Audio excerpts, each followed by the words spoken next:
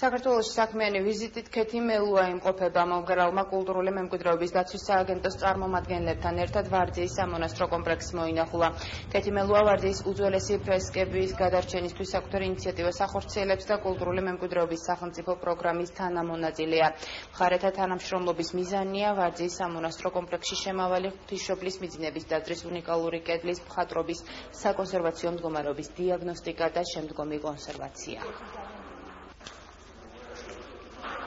2011 წელში მე დამპატიჟა კორტოლდის ინსტიტუტი ლონდონში სახამოზე, სადაც უნდათ ფუნდის აკრივა, რომ დაეხმარონ საქართველოს და ვარძიას, აკადემიას და აგენტობას, რომ შეინარჩუნონ და კონსერვაცია გაუკეთოს ვარძიის კედლის მხატვრებს.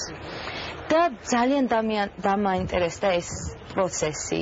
და ეხლა ჩამოვედი პირველად ვარძიასთან უკვე 1-2 წელის მერე და ვნახულობ როგორ დაიწყა ეს პროექტი. ლაპარაკია ხედვის ვარძის სერიალზე, მთელი ეს ლანდშაფტური ზონა მოქცეულია ამ ნომინაციაში. ეს ძალიან მნიშვნელოვანია, მინდა გითხრათ.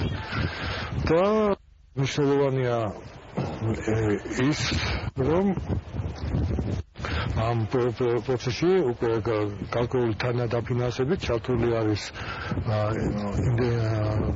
მსოფლიოში აღიარებული საერთაშორისო სამეცნიერო ორგანიზაცია.